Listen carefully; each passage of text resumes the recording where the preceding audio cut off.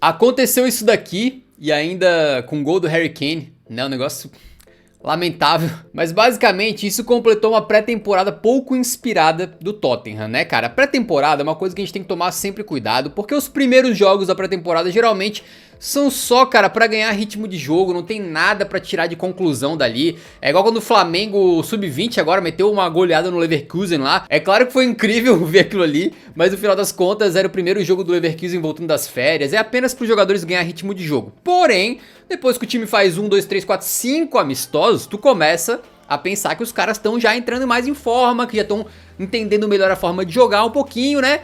E tu espera pelo menos uma competitividade, que não foi o que aparentemente rolou contra o Bayern de Munique, né? Um amasso total. Tudo bem que o Bayern é um dos melhores times aí, acho que eles vão realmente muito bem na temporada. Porém, nesse vídeo eu estarei comentando sobre as minhas perspectivas pro Tottenham na temporada. Já adianto que não são boas, beleza? E também queria deixar bem claro aqui, ser bem transparente com vocês, de que eu não assisti nenhum dos jogos da pré-temporada. Eu vi sempre os gols, os melhores momentos, mas eu não vi nenhum jogo por completo. Ainda bem. E a minha análise vai ser mais em questão de elenco mesmo, tá? Que realmente tá um pouco triste. Primeiramente, né, começar criticando o site do Tottenham, que bota a página do elenco com jogadores organizados por ordem numérica. Cara, que coisa de psicopata. Por que não dividir, né? Goleiros, defensores... Não, ordem numérica. Não faz sentido. O que o número importa, cara? Pra tu fazer uma ordem de jogadores. Aí eu não posso usar o site do próprio clube pra fazer esse vídeo aqui. É brincadeira. Bom, estamos aqui no Transfer Market, né? Eu queria falar pra vocês que em termos de goleiro, não tô nem um pouco preocupado. Adoro o Vicário, acho ele um goleiraço. Até de sacanagem eu fico chamando ele de Courtois italiano, né? E o Kinski é zoado das ideias, o cara é meio ziruta, ele é meio maluco, mas eu gosto dele também. Como um goleiro reserva, acho que pode dar conta do recado. Por incrível que pareça, na linha defensiva eu também não tô preocupado, tá? Acho que a gente tá com uma linha defensiva forte no momento, com o Pedro Porro na lateral direita, que tem problemas pra marcar, mas realmente é um bom jogador, principalmente na criação. Com dois zagueiraços espetaculares, na minha opinião, que são o Romero e o Van de Ven. E na lateral esquerda tem o Dodi, que é um bom lateral, não é nada que me encanta tanto, eu gosto mais até do Jed Spence jogando por ali. Então a gente tem esse time titular ali na defesa que é bem tranquilo. E agora a gente tem zagueiros reservas também. O Dragusin tá voltando de lesão, não sou muito fã dele, mas é um zagueiro que principalmente se for pra rebater bola, defender mais fechadinho atrás, ele tem boas... qualidades, né? E o Danso, que chegou, gostei bastante do Danso. Acho que ele é um zagueiro forte, bom pelo ar, tem bom passe também e pode tranquilamente substituir o Romero ou o Van de Ven quando for necessário. Talvez faltaria um lateral ainda, né? Pra completar realmente uma defesa um pouco mais sólida. Porém, o nosso querido Ben Davies, né, que já tá bem veterano aqui, pode quebrar na lateral esquerda. Então acredito que o elenco vai assim mesmo. E tem dois zagueiros jovens também que eu não sei como é que vão ser utilizados, que é o Kota Takai, 20 anos, e o Vuskovic. O Vuskovic, cara, eu queria que ficasse no elenco e jogasse, porque esse guri parece ser espetacular e ainda é bom atacando, né? Então... pra de repente conseguir salvar uns pontinhos no final dos jogos, mete esse guri lá 2 metros de altura no ataque, nos escanteios, pra fazer gol de cabeça, quem sabe, né? Tranquilo? Então o time por enquanto tá assim, mais ou menos, e eu acredito que apenas uma crise de lesão gigantesca, de novo Romero e Van de Ven ficando fora do time juntos ao mesmo tempo, aí pode destruir a equipe, mas caso contrário eu acho que tá até bem ok. Agora, do meio pra frente... a situação começa a ficar absolutamente horripilante. Por quê? A gente tem bons meio-campistas, beleza? Vamos começar falando com os que vinha jogando na temporada passada. O Bissouma é um volante mais de marcação que mostra muita instabilidade. É um dos jogadores que está à venda no Tottenham. Os torcedores não confiam nele, tranquilo? E num mundo ideal, ele não deveria ser tanto utilizado na próxima temporada. Aí a gente tem 3 jogadores que são como se fossem segundos volantes. Eles podem marcar, eles podem chegar no ataque, mas eles fazem um pouquinho de tudo. Não são jogadores extremamente criativos e nem extremamente defensivos, que são ali o Bentancur, né, o Bergvall e o Sarr. O Bergvall, o melhor deles, disparado na minha opinião, né, com mais talento aí e mais capacidade de levar a bola pra frente. Fora isso, cara, a gente não tem nenhum jogador criativo no momento. Nenhum jogador criativo. O Madison, que é o mais próximo que a gente tinha de um camisa 10, rompeu o ligamento cruzado do joelho. Tá fora da temporada ou deve voltar lá pra fevereiro, março, algo assim. É complicado, a gente também nunca sabe como é que o jogador vai voltar.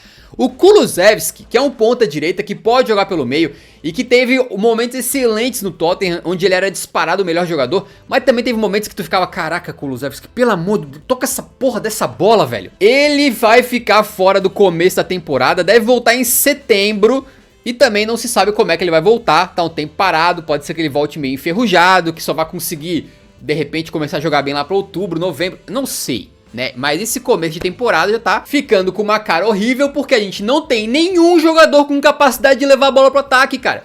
Nenhum. O Bentancur, o Sarri e o Bergvall, eles podem até carregar um pouco, beleza? No sentido de progredir com a bola ali, tá? Em termos de fazer passes, grandes lançamentos, enfiadas de bola, conseguir driblar pra abrir um espaço e arranjar depois uma assistência. Cara, a gente precisava do Madison e precisava do Kulusevski. Sem eles, não tem ninguém. É claro que eventualmente o Bergvall pode fazer uma jogadaça, o Bentancur, mas não consistentemente durante os jogos. Não pra ser o cérebro criativo da equipe. Não tem absolutamente ninguém. Aí tu fala, porra, mas o Tottenham contratou o Palhinha. Meu amigo, o Palhinha, ele não resolve os problemas da equipe, porque o Palhinha, ele é um cara muito bom na volância, roubando bola no combate, no desarme, tá me entendendo? Ele faz o papel que a gente deveria ver o Bissouma. Então no mundo ideal, Palhinha titular, Bissouma reserva, creio eu. Tá? Na volância. Ele vai ser muito importante para jogos que a gente enfrentar times mais poderosos e que o Thomas Frank gosta de sentar um pouquinho mais atrás para sair no contra-ataque assim, beleza? Agora, não resolve o problema criativo. Aí vamos pular pro ataque diretamente para centroavância, tá? Solanke e Richarlison são dois caras que têm qualidades, obviamente todo mundo sabe aí o quanto que eu adoro o Pombo, né? E o Solanke também é um cara que faz pivô às vezes muito bem e tal, mas ele mostrou na última temporada, e o Richarlison vem mostrando nos últimos anos também, pela falta de regularidade, que nenhum deles são jogadores que vão fazer acontecer. Quando o time estiver na pindaíba, vai ser algum deles que vai tirar uma grande jogada, uma finalização muito improvável para fazer gol. Não, são dois caras, na minha opinião, nota 7 mais ou menos, que obviamente se o time conseguir criar muitas jogadas para ele, conseguirem meter muita bola ali no meio da área para esses camisas 9 finalizarem, é óbvio que eles vão meter os golzinhos deles, tá? São jogadores que têm qualidade, mas não são jogadores que fazem uma diferença absurda. Nenhum deles tem um nível de decisão como o Kulusevski, como o Son, né? Como o Harry Kane. Então é uma centroavância que são camisas 9 medianos. Não são caras que vão salvar o time em momentos de aperto. Talvez eventualmente uma vez ou outra, mas não com consistência, né? Aí vamos para as pontas. Esse homem aqui, com o gol que ele... O gol, né? Ele mal toca na bola. Mas com o gol que ele fez na final da Europa League, é óbvio que vai ter muita gente que vai falar, nossa, Brennan Johnson, um ídolo, como eu gosto do Brennan Johnson. E alguns podem falar que eu pego muito no pé do Brennan Johnson, mas o Brennan Johnson, ele é muito ruim em tudo que ele faz, exceto aparecer no momento certo pra finalizar. O posicionamento dele é de elite, a leitura dele de espaço é de elite. Mas todo o resto, ele é muito fraco. Ele não consegue driblar, ele não consegue meter na frente, os cruzamentos dele são horrorosos, ele não sabe passar uma bola, né? Então ele realmente não contribui em nada ofensivamente. O Brennan Johnson, ele não pode ser considerado um ponta que vai fazer alguma coisa pelo time. Ele tem que ser considerado como se fosse um centroavante jogando aberto. Porque é isso que ele vai fazer. Ele vai aparecer na área para empurrar algumas bolas, mas fora isso, tu não pode esperar que a bola chegue nele e ele crie alguma chance de gol. É claro, eventualmente, uma vez ou outra, mas não com regularidade. Aí eu fui olhar as estatísticas para ver se o que eu via em campo, de fato poderia ser provado com números, né? Então olha aqui, cara, a gente tá comparando o Brennan Johnson com outros jogadores da mesma posição nas 5 principais ligas mais Champions e Europa League no último ano, tá? Então se tu for ver assim, ó, gols de não pênalti, ele tá no percentil 93, ou seja, ele é melhor que 93% dos jogadores dessa posição. Show demais! Agora todo o restante, ele é fraquíssimo, olha só, assistências, ele tá no percentil 22, ou seja, ele só é melhor nesse quesito do que 22% dos jogadores, cara, da posição dele. Nas top 5 ligas a gente tá considerando time, jogador de tudo que é time pequeno e tal, né? É complicado. Passes tentados, olha só. Passes completos, passes pra frente, carregadas de bola, dribles, né, take-ons, bola na frente assim pra tu ganhar de um defensor. Ele é horroroso. O que ele mais contribui é um pouco na defesa, mas nem assim, obviamente, ele é um cara de elite, né, comparado, não tô nem comparando ele com volantes, com defensores, ele está sendo comparado com outros pontas. Tu pode ver que ele não é horrível, né, desarmando, bloqueando e tal, mas ele também não é de elite. Então ele é um jogador que contribui praticamente nada criativamente. Tu não pode depender dele para que uma jogada seja criada. Tu pode depender dele para uma jogada ser finalizada. Aí é outros 500. Aí o Tottenham contratou o Kudus. Me parece um jogador muito interessante, né? Driblador. Parece que é realmente um cara que pode trazer alguma coisa diferente ali. É um cara que pode quebrar defesas, pode criar jogadas. perfil completamente diferente do Brennan Johnson, só que ele resolve um problema. Nas duas pontas, a gente precisa ter 2 jogadores de elite no mínimo, né? O Kudus talvez, com sorte, seja um.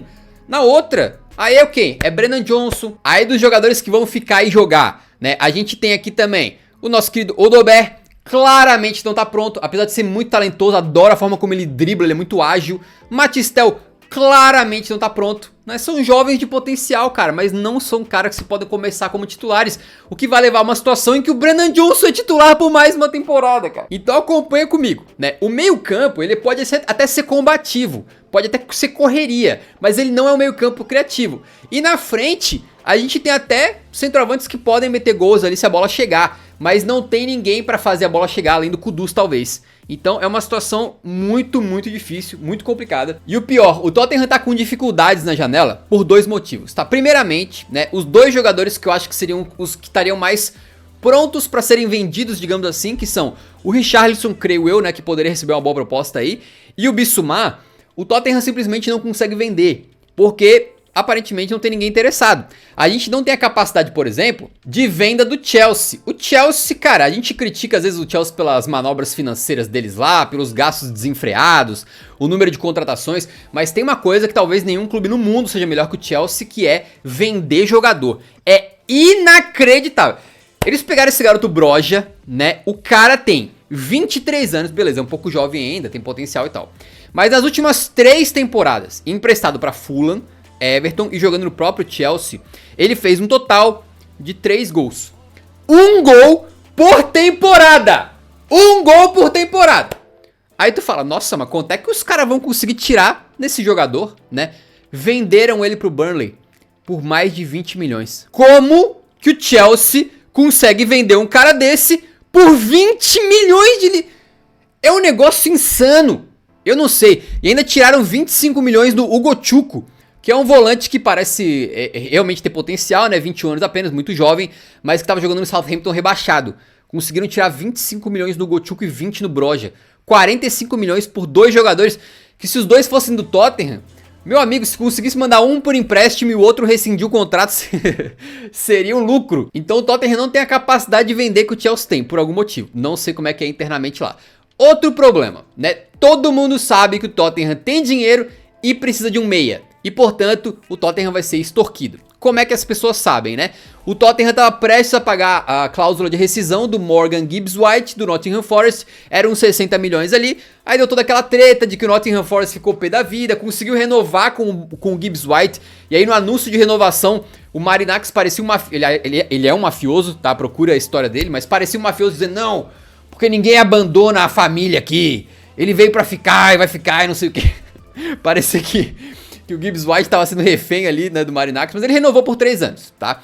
Então todo mundo sabe que o Tottenham tinha 60 conto pra pagar pelo Morgan Gibbs-White e que precisa de um meia, porque não só precisava antes, como agora o Maddison rompeu o ligamento cruzado. Então todo mundo que o Tottenham for querer contratar, vão querer extorquir o Tottenham. E que fique claro, isso não é uma crítica, os clubes é business, é negócios, o cara, né, eles têm que extorquir mesmo, faz parte. O Como rejeitou uma proposta de 40 milhões pelo Nico Paz. Eles querem 70. Por que 70? Por quê? Porque é mais ou menos o que o Tottenham ia pagar pelo Morgan Gibbs-White. Eles não são trouxas. Então, em resumo, na minha modesta opinião, tá? O Tottenham tem um elenco que talvez da volância pra trás esteja até interessante. Do meio pra frente, muito complicado. Tem alguns bons jogadores de qualidade, mas tá faltando uma criatividade pro meio campo, tá faltando jogadores decisivos na frente e jogadores que tenham se provado na frente. A gente tá cheio de jovens ali que nunca se provaram, ou a gente tem jogadores que são mais ou menos medianos, que não são jogadores que vão estar resolvendo jogos pra ti, né? Então, cara, é um elenco fraco. É um elenco muito fraco. Aí tu fala, porra, mas o Thomas Frank, novo técnico do Tottenham, é um milagreiro. Ele pegava o time do Brentford, que geralmente tinha ali o penúltimo elenco, eu não sei se era mais caro ou com a penúltima folha salarial. Enfim, o Brentford era um dos times com menos dinheiro, menos elenco na Premier League, e ele conseguiu terminar em 13º, 9º, 16º e 10º. Então o cara claramente mostrou que ele é capaz de pegar um time nota 5, né, e extrair desse time uma nota 7, 7,5. Ele é um milagreiro. Mas ele consegue pegar um elenco nota 6,5, 7 e extrair algo de nota 8, 8,5, o homem é bom, mas ele consegue pegar um elenco ali que talvez seja, sei lá, o 12º melhor da Premier League, 11º, 10º, algo assim, e fazer esse time brigar pela Champions, eu acho muito complicado. Eu acho que vai ser uma temporada muito difícil, que vai trazer para os torcedores do Tottenham flashback dos piores momentos de Ange Postecoglou, e eu acho que vai ser uma temporada pro Tottenham brigar para ficar na parte de cima da tabela. Se o time ficar brigando ali entre 9º, 8º, 10º, pra mim não vai ser nenhuma surpresa, porque falta muita qualidade nesse elenco. Tranquilo? Na Champions, o que eu acho que o Tottenham faz? Classifica entre os 24 pra ir pra fase de playoffs, né?